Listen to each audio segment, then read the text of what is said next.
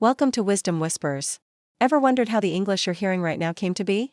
It's a fascinating story that spans centuries, full of invasions, cultural mixing, and brilliant minds. English didn't just appear overnight, it evolved through three major stages: Old English, Middle English, and the modern English we use today. Let's rewind the clock to about 450 AD. The Roman Empire has left Britain, and Germanic tribes, the Angles, Saxons, and Jutes, sail across the sea. They bring with them their languages, which merge to form what we now call Old English. If you were to hear it, you wouldn't understand a single word. It was a harsh, guttural language, full of sounds and letters we no longer use. Think of the epic poem Beowulf. That's Old English. It's the bedrock, the foundation of our language, but it's as foreign to us now as German or Dutch. For example, the famous opening line of Beowulf, "Wait, we Gardena in Geerdigum," sounds nothing like our English. Just as people were getting used to Old English, a new group arrived, the Vikings. From around the 8th to the 11th centuries, these Norse seafarers raided and then settled in parts of England.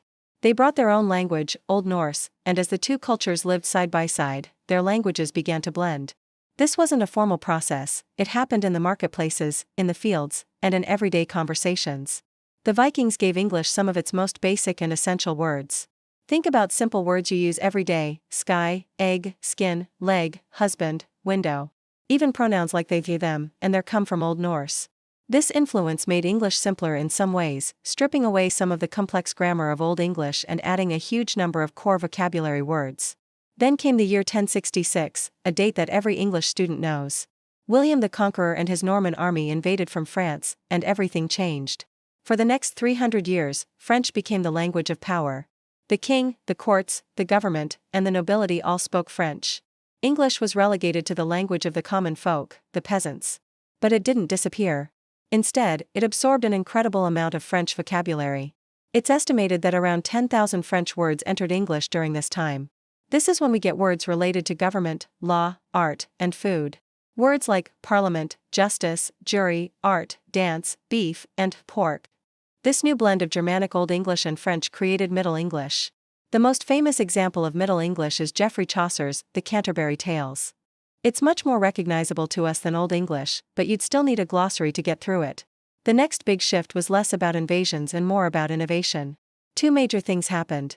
First, the Renaissance sparked a renewed interest in classical languages like Latin and Greek. Scholars began borrowing words directly from these ancient languages to talk about science, medicine, and philosophy. This is where we get complex words like atmosphere, gravity, and philosophy itself. Second, and perhaps even more importantly, was the invention of the printing press in the 15th century. Before the printing press, everything was handwritten by scribes, and spelling and grammar varied wildly from one region to another. The printing press changed all that. Printers needed to standardize the language so that a book printed in London could be easily read in York. This helped to fix spelling and grammar, creating a more uniform version of English. It also made books cheaper and more accessible, which meant more people learned to read, further cementing this standard. This period, from about 1500 onwards, is known as Modern English, and it's where we meet one of the greatest figures in all of literature, William Shakespeare. Shakespeare was a linguistic genius. He didn't just use the language, he played with it, stretched it, and invented thousands of new words and phrases that we still use today. Words like eyeball, swagger, and lonely, and phrases like break the ice and wild goose chase, that's all Shakespeare. His plays were incredibly popular and helped to spread these new words and the standardized London dialect across the country. From Shakespeare's time, English went global. The British Empire spread the language to every corner of the world, from North America and the Caribbean to Australia, India, and Africa. As English traveled, it continued to pick up new words from local languages, making it even richer and more diverse. Words like shampoo, from Hindi, safari, from Swahili, or kangaroo, from an Australian Aboriginal language. And the evolution hasn't stopped. In the 20th and 21st centuries, technology has become the biggest driver of change. The rise of computers, the internet, and social media has created a whole new vocabulary. Think about words like selfie, Google, unfriend, or vlog. These words didn't exist a few decades ago, but now they are a part of our daily lives. Slang, memes, and text speak are constantly creating new expressions and changing the way we communicate. So, from the guttural sounds of Anglo-Saxon warriors to the digital shorthand of a text message, the English language has been on an incredible journey.